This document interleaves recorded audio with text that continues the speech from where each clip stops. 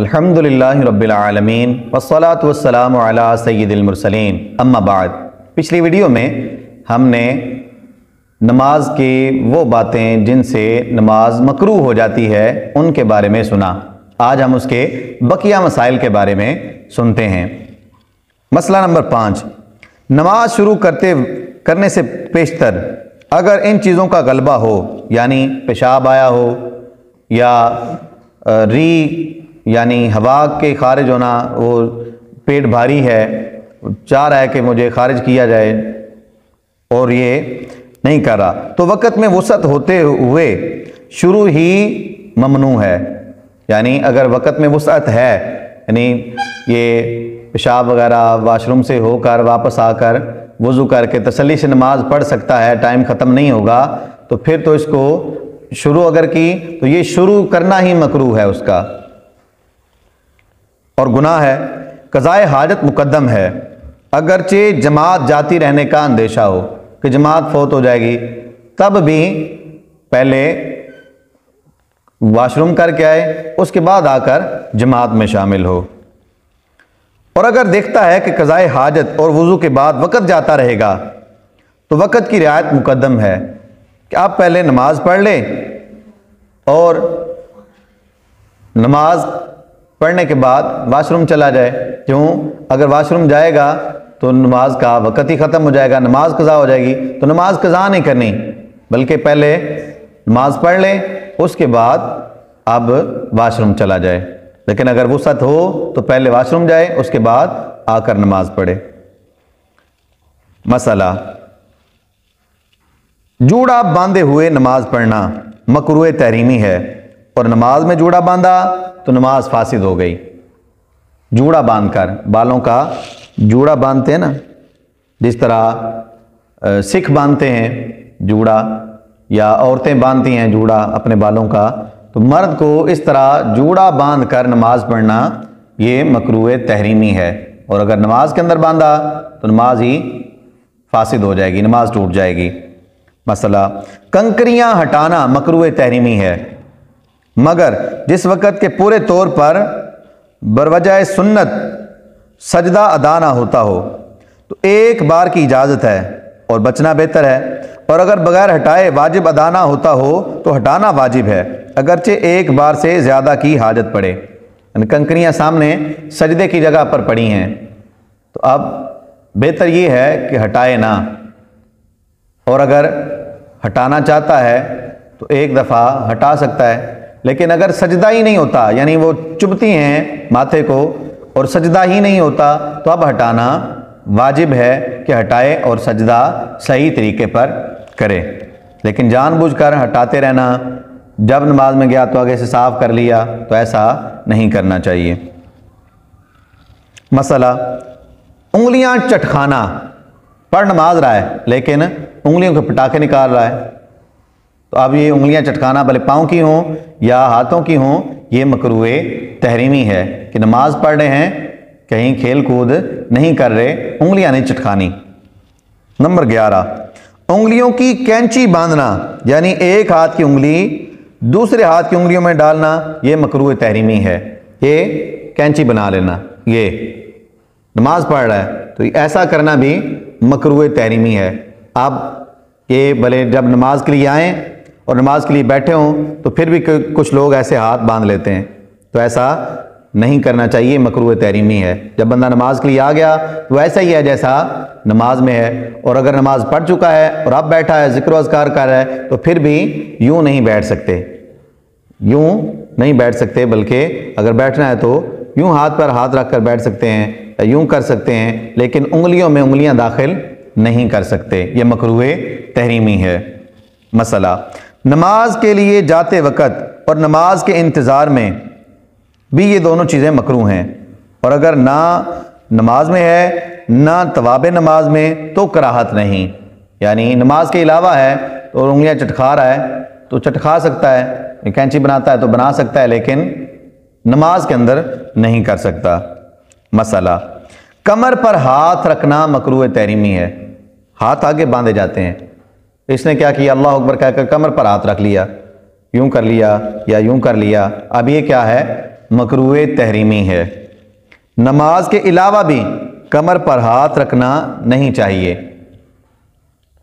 कुछ लोग होते हैं ऐसे करके खड़े हो जाते हैं, तो अगर तो कमर में दर्द हो रहा हो तो फिर तो कर सकते हैं, लेकिन अगर कुछ भी नहीं है, आदत बनी हुई है, तो इस आदत को हटाना चाहिए। क्योंकि हमने हदीस मुबारका सुनी पिछली वीडियो में कि जो बंदा नमाज के अंदर कमर पर हाथ रखता है तो ये जहन्नमियों की राहत है। कमर पर हाथ रखने से हुजूर ने मना फरमाया। मसला, इधर उधर मुंह फेर कर देखना मकरूह तहरीमी है। मुंह फेर कर, ये यूं देखना, ये मकरूह तहरीमी है।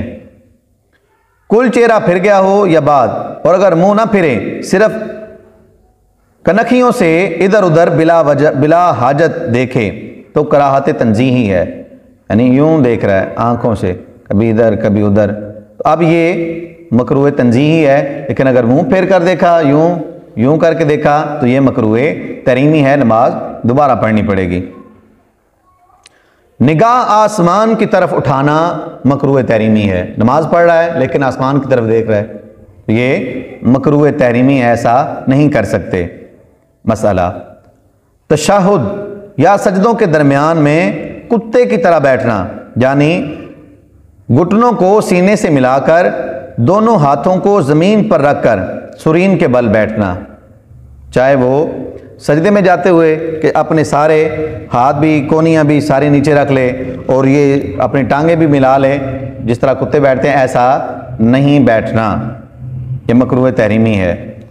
मर्द का सजदे में कलाइयों को बिछाना, यह मकरूह तहरीमी है। ये कलाइयाँ हैं, इनको बिछाकर ऐसे बिल्कुल साथ लगा देना, तो ये मकरूह तहरीमी है। क्या करना चाहिए?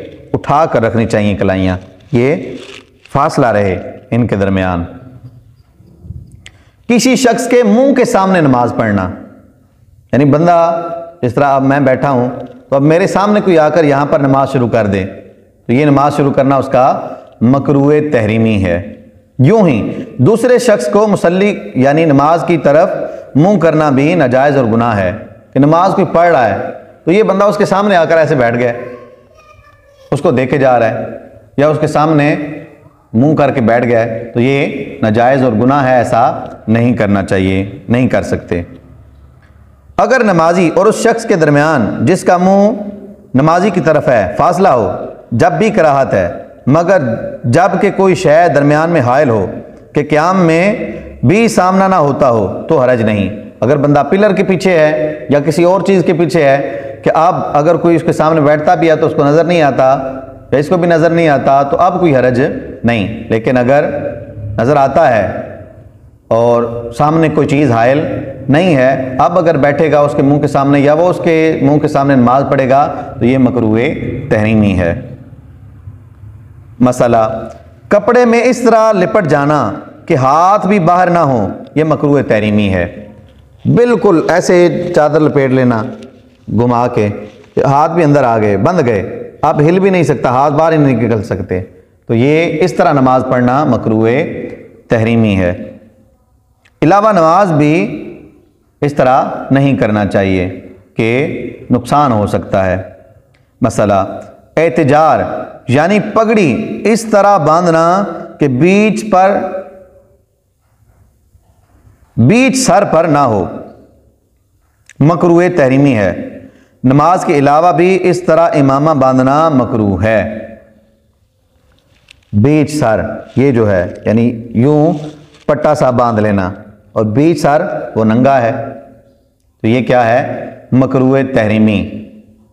और अगर इमामा भी है तो वो भी इस तरह बांधेंगे कि बीच सर में नंगा ना हो, बल्कि कोई एक लाइन इधर हो जो उसको ढांप कर रखे, तो इस तरह नहीं करना चाहिए। यूं ही नाक और मुंह को छुपाना, नाक और मुंह को छुपा लेना, नाक छुपा ली चादर के ज़रिए, रुमाल के ज़रिए, मुंह को छुपा लिया, तो ये भी मकरूह तहरीमी है। और ख़ास तौर पर सर्दियों में जब चादर बंदा लेता है तो कोशिश होती है कि मेरा मुंह भी छुप जाए, तो नमाज के अंदर मुंह छुपाना ये दुरुस्त नहीं है, मकरूह तहरीमी है। अगर किसी ने छुपाया, नाक छुपाया या मुंह छुपाया, तो ये मकरूह तहरीमी है, ऐसा नहीं कर सकते।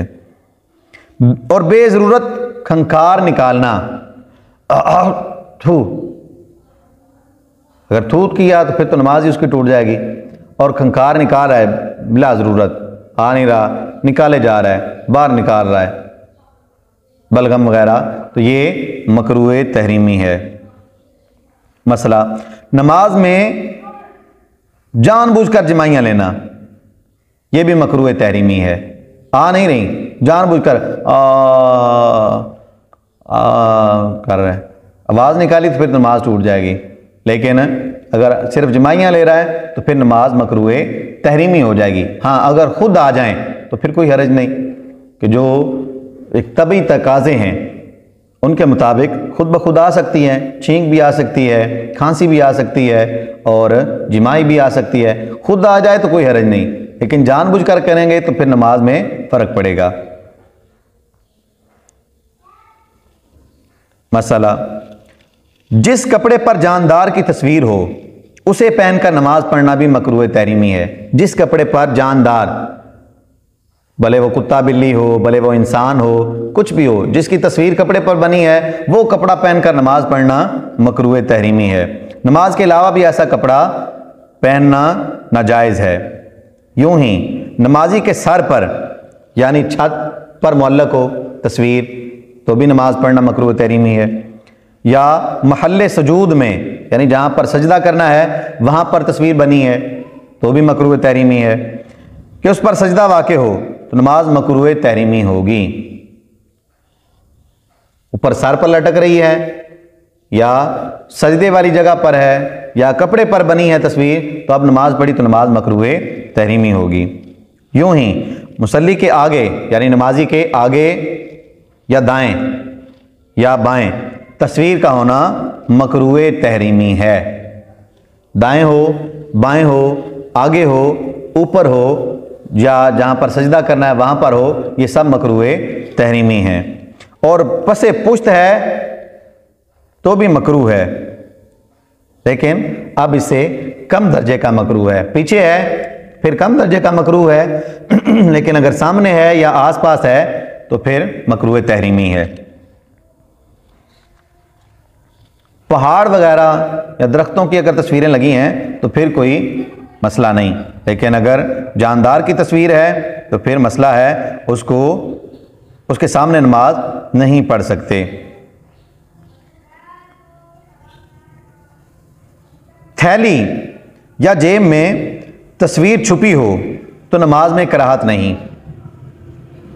जैसे हमारा शनाख्ती कार्ड होता है, जैसे हमारे पैसे हैं वो जेब के अंदर हैं, छुपे हुए हैं, तो आप ये नमाज मकरूह तहरीमी नहीं होगी। तस्वीर वाला कपड़ा पहने हुए है और इस पर कोई दूसरा कपड़ा और पहन लिया कि तस्वीर छुप गई तो अब मकरूह ना रही, अब मकरूह नहीं होगी। पहले नीचे कोई है शर्ट वगैरह पहनी है, ऊपर से कोई और शर्ट पहन ली जो सादी है, ताकि वो तस्वीर छुप गई है तो अब नमाज पढ़ सकता है। उल्टा कुरान मजीद पढ़ना ये भी मकरूह तहरीमी है।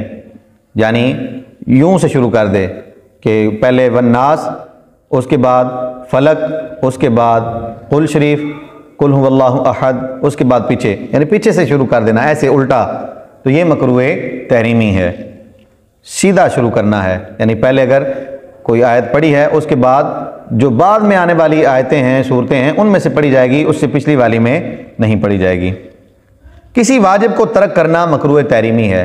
वाजिबात का पिछले वीडियो में हमने बयान किया था, तो अगर किसी वाजिब को छोड़ दिया तो ये भी मकरूह तहरीमी है, नमाज दोबारा पढ़नी पड़ेगी।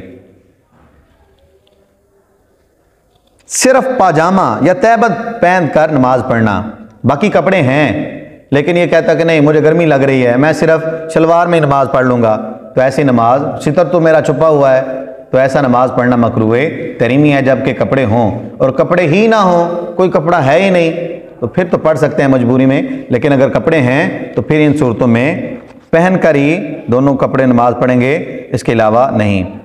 ज़मीन मगसूबा यानी वो ज़मीन जिसको गसब किया हो, छीना हो किसी से, उस पर नमाज पढ़ना ये भी मकरूह तहरीमी है। या पराया खेत, अपना नहीं खेत, खेत किसी का है, वहाँ पर नमाज पढ़ना भी मकरूह तहरीमी है, जबकि वो ज़रात के लिए बिल्कुल तैयार हो, यानी उन्होंने हल फेरा हुआ है, सारे कुछ मामला बीज डाला हुआ है, ऊपर से वो सुहागा फेर दिया है, तो अब इस सूरत में कहता है कि ये चलो अच्छी जगह है, यहाँ पर नमाज़ पढ़ लेता हूँ, तो अब यहाँ पर नहीं पढ़ सकता उनकी इजाज़त के बगैर।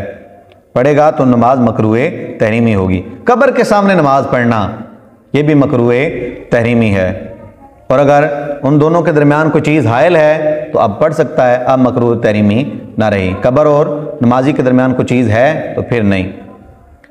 कुफ़ार के इबादत खानों में जाकर नमाज पढ़ना, जैसे गुरुद्वारा है वहाँ पर नमाज शुरू कर दी, या चर्च है वहाँ पर नमाज शुरू कर दी, या मंदिर है वहाँ पर नमाज शुरू कर दी, तो अब इन सूरतों में नमाज मकरूए तहरीमी है। नमाज के लिए अल्लाह पाक ने सारी ज़मीन पाक की है, लेकिन वहाँ पर जो शैतान के घर हैं वहाँ पर नहीं पढ़ी जाएगी नमाज। उल्टा कपड़ा पहनकर या ओढ़कर नमाज पढ़ना ये भी मकरूए तहरीमी है। तो ये वो बातें जो मकरूह तहरीमी हैं उनका आज हमने बयान सुना। इनमें से अगर कोई भी बात पाई गई तो नमाज को दोबारा पढ़ना वाजिब होगा। अल्लाह करीम हमें अमल की तौफीक दे।